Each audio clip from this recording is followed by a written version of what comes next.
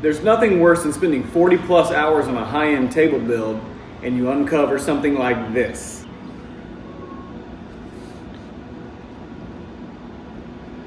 You know, most of the time as a woodworker, what are we gonna do?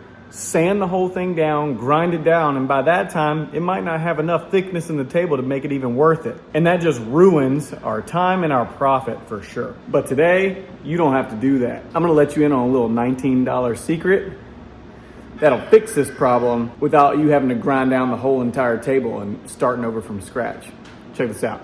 I'll show you exactly how to apply it, sand it, and finish it so that we can keep the money and time invested in this table without having to start over from scratch, and show you that you don't have to give the customer something with a big old nasty void in it. Plus, you get to save your time and effort and money without having to throw this thing in the trash.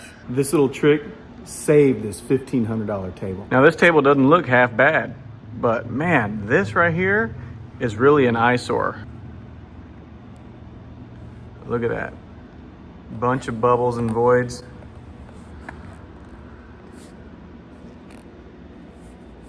And some of them kind of go down pretty deep. Now it looks like it comes out this way, but really it just pulls out of this end grain and straight up to the surface. So we're gonna dig all these out right here with a Dremel. There might be one little one right there too. Fill it in with our Total Boat UV Cure resin. We'll go sit it outside so it can cure. Sand and put some finish on this table and the thing will be ready to go. Okay, I'm gonna use my Dremel here, and I have some of these burrs that go in the Dremel. We'll grind it down. And what's cool about these is it kind of sands the epoxy. So when the epoxy goes into the void, it kind of hides it because it's grinding, and it's also sanding it at the same time. It makes small scratches, which is really nice. So I like to use one like this, which has a point. And we're gonna use this one, we're gonna punch down into those voids and open them up a little bit and fill it up with this epoxy. Let's do that.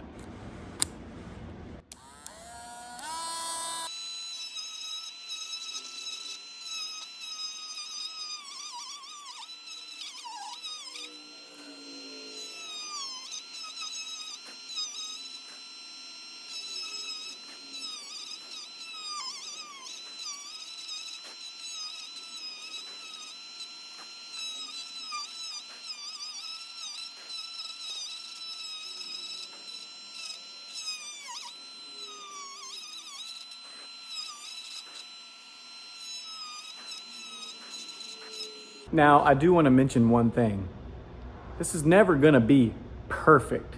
However, if we can keep the customer's eye from narrowing in on this repair, then we're golden. That's the thing. If they see one thing, one little small thing, they're going to want to try to and nitpick all these other little things. But if it looks really nice, they might just gloss over the little tiny imperfection. And that's our goal as woodworkers. We're not called to be perfect. We're just, we got to figure out how to cover up the mistakes. You know what I'm saying? Another thing I wanted to add is that with a translucent epoxy that has just a little bit of color and you can see all the way through, it's going to be much easier to see this repair as opposed to like an opaque color where you can add the same color directly into the hole there, and then you won't be able to see it at all. But this translucent is really hard to blend in perfectly, and you'll see what I'm talking about later.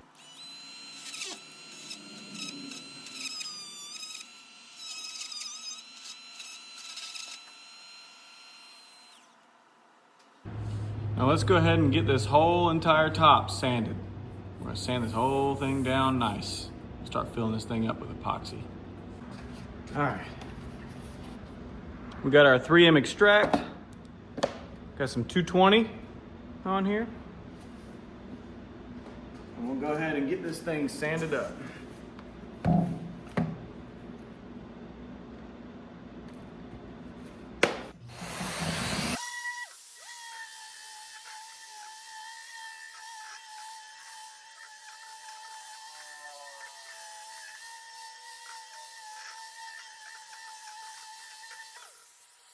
Take a little bit of acetone, Take a little bit of acetone. I'm gonna clean out these holes.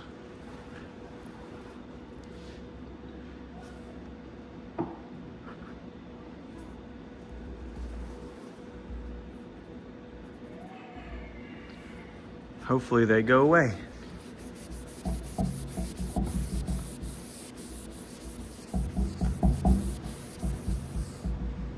Okay, I used my round burr to open up the holes just a little bit more.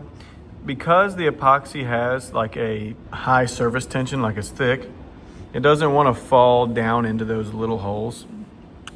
So I opened them up a little bit so that more epoxy can flow in there.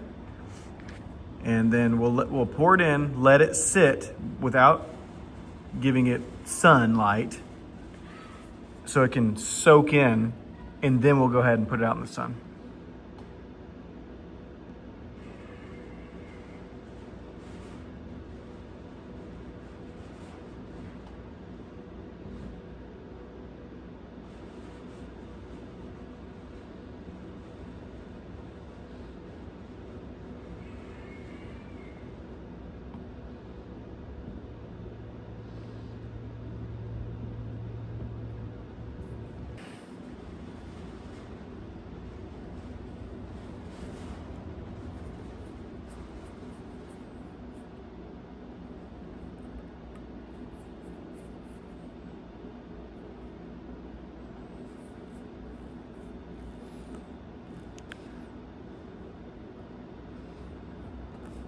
We're gonna go ahead and let this sit. Go ahead and let this, I'm gonna work these in and let it soak in, and then we're gonna go ahead and sit it out in the sunlight.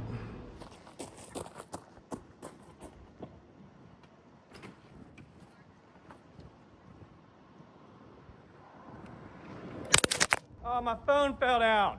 Well, did it break? It fell down. Well, you didn't see me bring it out because my phone fell on the ground. But we're gonna let this sit in the sunlight for about 5 minutes or so. And we can actually go sand it after that. Now it's literally been in the sunlight for not even a minute. Let's see. It's sticky, but not wet. Look at that. That's how fast it goes. Wild. So I'm gonna let it sit over about 5 minutes and we'll be good. All right, we just brought it back inside. It literally hasn't even been 10 minutes. Look. Nice and hardened up. Did a little bit here. There was a little bit of void right here. Another one right there. And one more right here. It's all hardened up. Let's go ahead and sand this thing.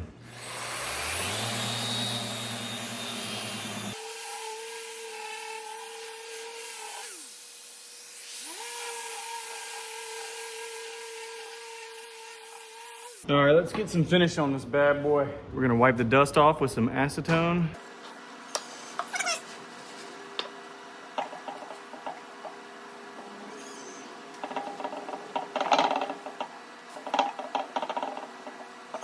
You can already see it looking better. All right, we're gonna use some Natura One Coat. It's kind of like Rubio Monocoat, but it's on Amazon. We got some hardener. Just want to mix this stuff up really well before we put it on there. Now you don't have to be super precise with this stuff. It just has to be 3 parts this, 1 part this, but this cures all by itself. It just takes about 30 days.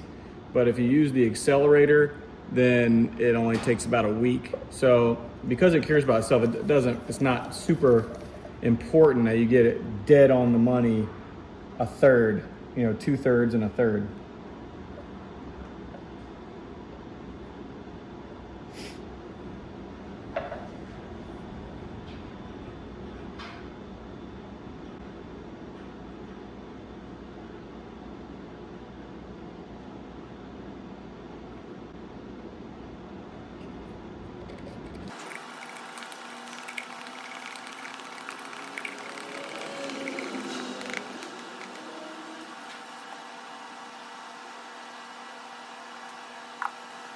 I'm gonna apply it using a non-abrasive Scotch-Brite pad.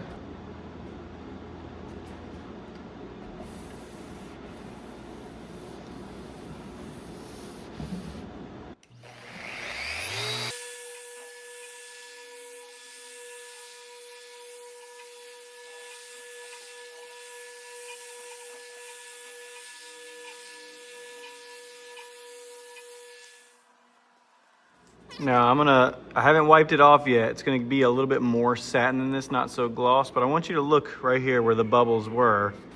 It's not perfect, but it's so much better than it was.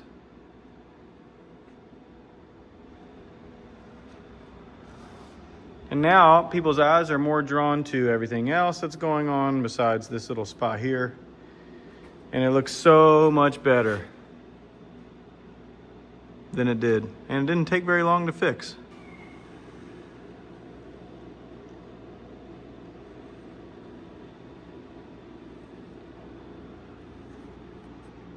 Okay, we went ahead and wiped off the excess. So it's more satin, which is what this finish is. And I'm gonna go across. Now you can still kind of see them, but it's so much less noticeable. This is standing up as if you're looking at it from my height. You can barely see it. There's so many more cool things going on. People's eyes are gonna be drawn to all this and less that. Check this out. Okay, so as you can see, you can still see it, right? Because we know exactly where it is. I just told my wife to go out there and look at her table. She has no idea about the repair.